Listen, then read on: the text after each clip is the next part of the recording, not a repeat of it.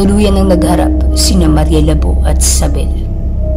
Unti-unting tumayo si Maria Labo habang hawak-hawak ang kanyang kanang kamay.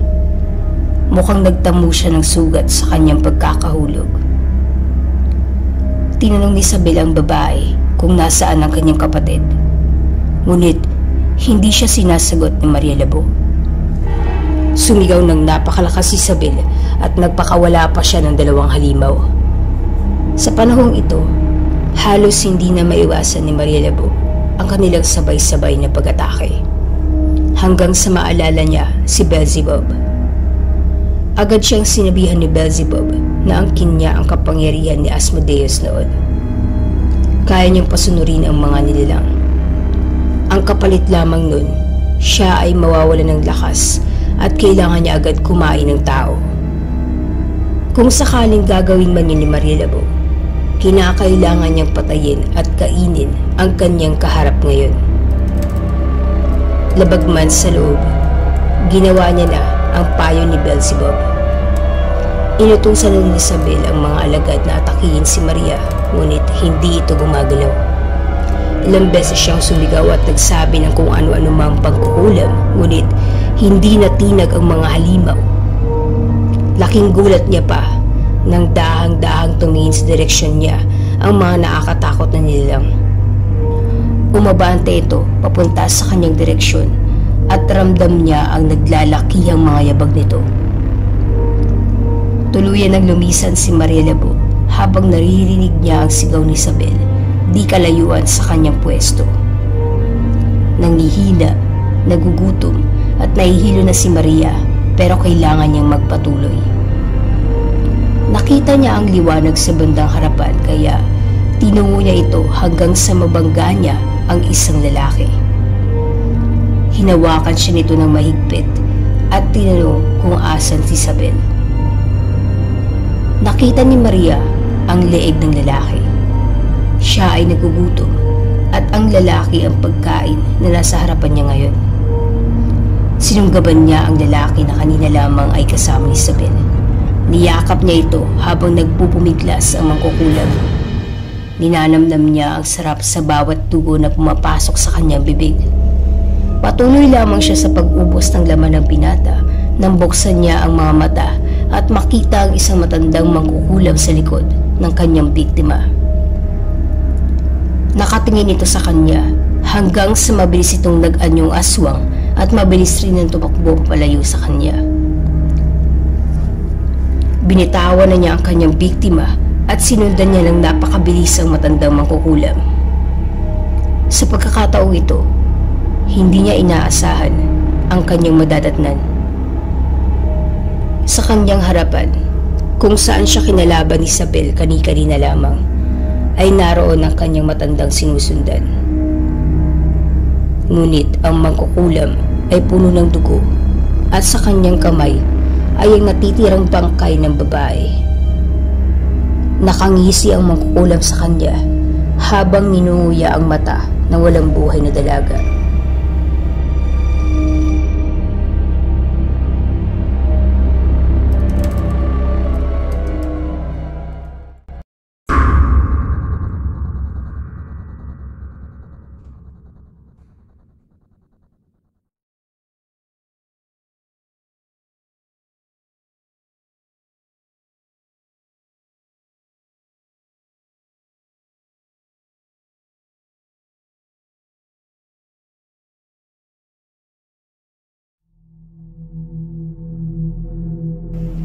Sa pagpapatuloy ng kwento, napuno ng galit ang damdamin ni Maria. Hindi niya hinayaang patayin ng mga halimaw kanina si Isabel dahil gusto niya itong tumakas, ngunit hindi rin nabuhay ang babae dahil sa matandang mangkukulam na ngayon ay nag-anyong aswang na rin.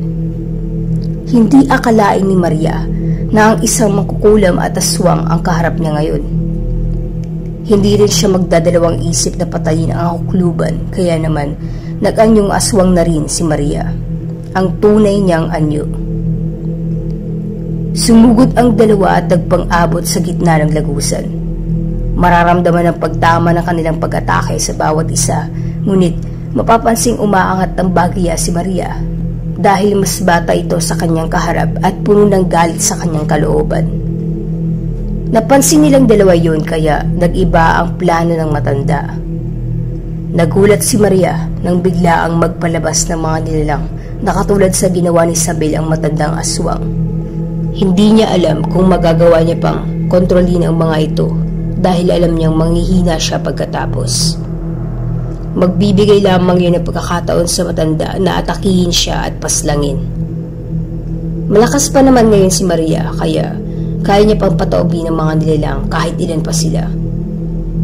Patuloy lamang nagpapakawala ng mga nilalang ang aswang at maging siya ay umaatake na rin kay Maria. Dahil nga sa dami ng mga kalaban, nahihirapan ang babae na salagin ang kanilang pag-atake. Tila ba hindi ito natatapos? Napapagod lamang ang ating bida. Maya-maya pa, naramdaman niya ang pagtagos ng matalim na bagay sa kanyang likuran. Iyon ay ang mga kuko ng matandang aswang. Hindi niya yon inaasahan. Mabilis siyang lumayo at pinili niya na lamang tumakas. Alam niyang hindi niya matatalo ang kalaban ngayon. Pinipilit niya rin kausapin si Beelzebub ngunit hindi na ito sumasagot. Mukhang ang huli niyang pinagkakatiwalaan ay iniwan na rin siya. Wala na siyang matatakbuhan pa ngayon. Dito na siya nagdesisyong magtago. Nasa tagong lugar siya, nananalangin na hindi siya makita ng kahit sino man, ngunit mukhang hindi siya nadinig ng tadhana dahil bumungad muli sa kanya ang matatalis na kuko ng matandang aswang. Tumusok ito sa kanyang dibdib malapit sa kanyang puso. Kinuha siya ng halimaw at ibinato sa pader. Ramdam ni Maria na malapit na siyang pumanaw.